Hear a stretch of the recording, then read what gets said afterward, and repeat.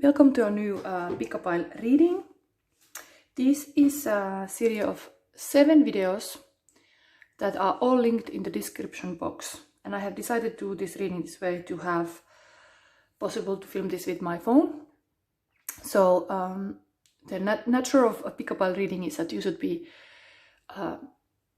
naturally drawn to one of the piles and or more.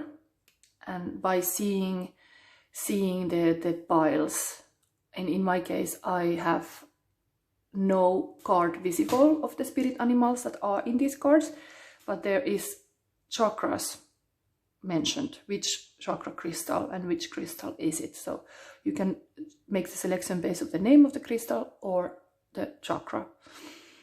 And this one is now a reading of sacral chakra.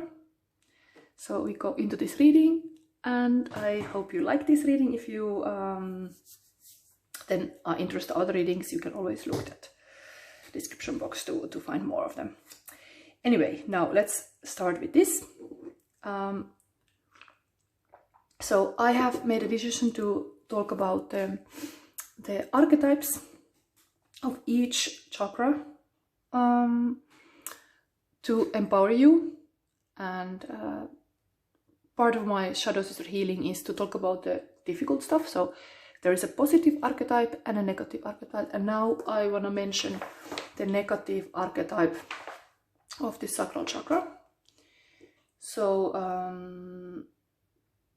where was it? Let's see. So it is Empress and Emperor is the positive. Somebody very creative, like when you are empowered, you can handle the pleasure, well-being, sexuality and abundance in your life. And then Martyr, something else happens. So let's read about that. The Martyr archetype, and this book is The Chakras and the Archetypes by Ambika Wouters. I have this book also as a inspiration in my 4-week Paint Your Own Major Arcana Tarot Card course, and I linked that course in the description box, because that what I'm doing here now, I'm talking about how can you choose the positive archetype and be empowered yourself. But often we need to express, especially with creativity, we need to express our creativity, and in not just reading about books or just looking at a phone or whatever. You have to actually take creative action to heal yourself. And in my course I am guiding you through a process that you can create one archetype card that then intuitively you are guided to find what's actually in your life the most important archetype that needs healing, and then you are creating your own art piece of that. So you take action, you express yourself, and then you start healing with that action. But yes, recognizing the Martyr just with words, me reading to you, can also be already helpful. So the Martyr archetype does take a greater degree of responsibility for itself than the victim. So the victim is in the root chakra, the negative. But it is not strong enough in its sense of self to be empowered or vitalized. The martyr's life is full of suffering.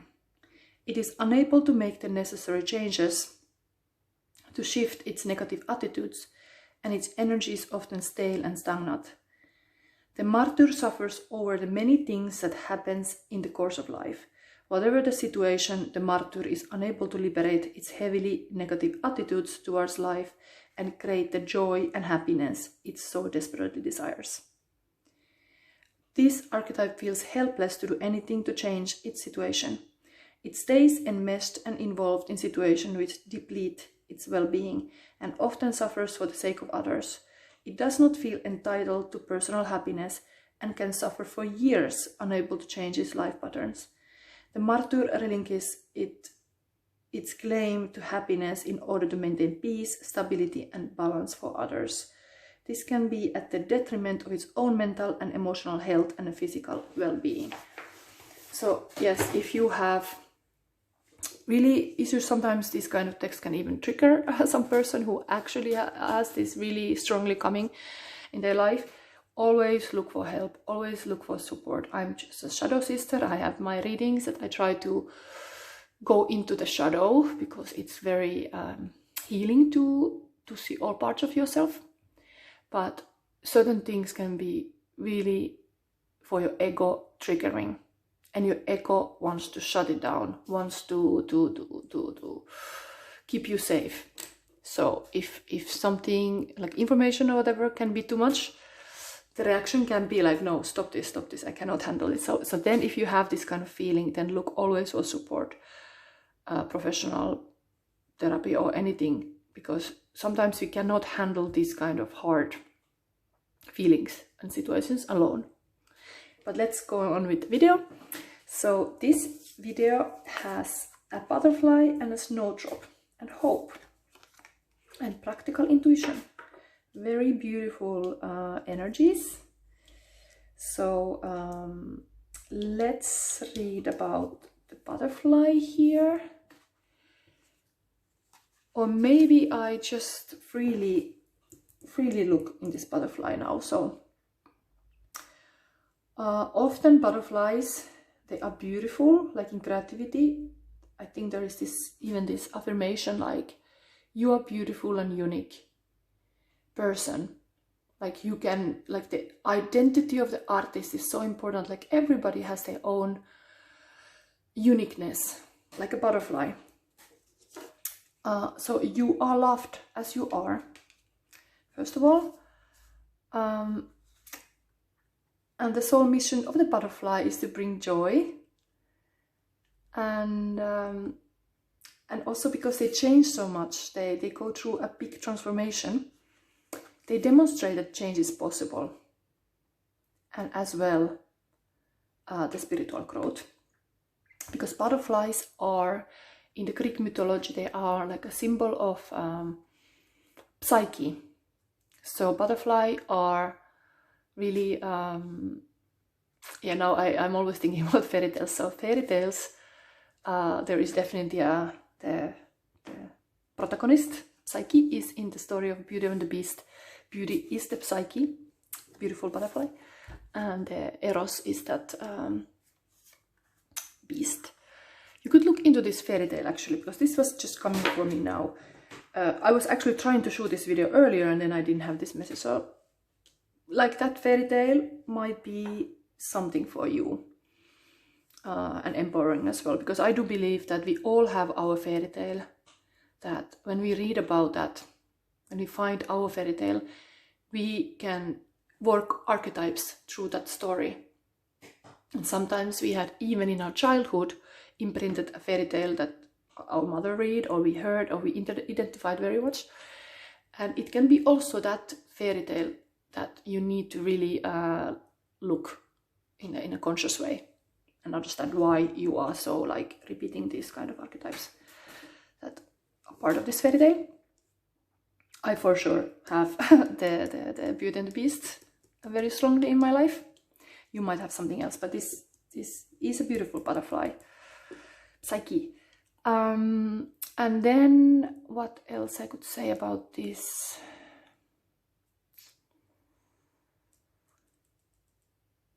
You need time for the transformation. You might need a period for life review to decide what you want to change. And the process is inevitable. Like let's read from this. Butterfly goes in such a big change. The butterfly and snowdrop, two symbols of spring. Ah, yeah, that's beautiful, because this is the theme of this reading also, to spirit animals together voice, now in spring equinox. So these are two symbols of spring, butterfly and snowdrop. And they remind us the winter will soon end and hope is on the horizon. Butterflies develop through metamorphosis, transforming from an egg into a larva, then becoming a pupa or chrysalis, and finally hatching into an adult. The egg stage is so humble and the full-grown butterfly is so astounding. The process can feel like magic. The snowdrop has a bit of magic about it as well. It is one of the first flowers to appear towards the end of winter, signifying that brighter, longer days are just around the corner. So, yes, it is. I have seen this snowdrop, it's beautiful. I live in Belgium and I was in Bruges and I saw their snowdrops. They are totally the first flowers and that's so beautiful to see them. And very innocent flowers, let's say, like, yeah, everything new. It's new, it's like a new baby, it's new life. It's innocent, for sure. Like fool's journey, fool starts, innocent. So, yeah. What can I say more about the butterfly before we go here? Yeah, people will eventually see your inner beauty when you come out. You just have to, just do your transformative, find your really the true self, and then people will see your inner beauty. It will show out what is inside. It is always like that, but sometimes we hide a lot our capacity, even to create. Creative people, we can get pretty proud of our own skills and what we can give, who we can be. So let's see, I have still a little bit time. So this is a practical intuition, and there is always a stone. Here is mentioned lapis lazuli, and that supports intuition, spiritual side. In the 5th pile there will be a lapis lazuli, so maybe if you want to go into readings, my readings that has that stone, maybe there can be also something for you. So developing spiritual abilities is not the end of the journey, just as the spring equinox, and that is beautiful, it's also mentioned in this. Just as spring equinox heralds new life and new beginnings, knowledge is the start of a deeper part. Through application of spiritual skills to creating blessings in this world, we connect more deeply with spirit and gain wisdom. And there is affirmation. I use my knowledge and understanding to solve practical problems. Through my wisdom, I help increase beauty in the world and help support the beneficial flow of energy. Yes, so this, I'm going to show you still this other card. Here is also a rabbit, very spring vibes. And I have to stop now because otherwise I make too long video. But these spirit animals I see in these cards are butterfly and rabbit, because every single card that has some animals. Beautifully here I have also other rabbits, very much connected to the Ostara or Eostre goddess of the spring with 2 rabbits. So just pay attention. Now the advice from the spirit guide would be that you have to have this kind of life review where what is a change you're going forward, and listen to your intuition, listen that inner voice, because it's never failing you, it's always there for you, and you can be beautiful empress and the goddess. Okay, thank you.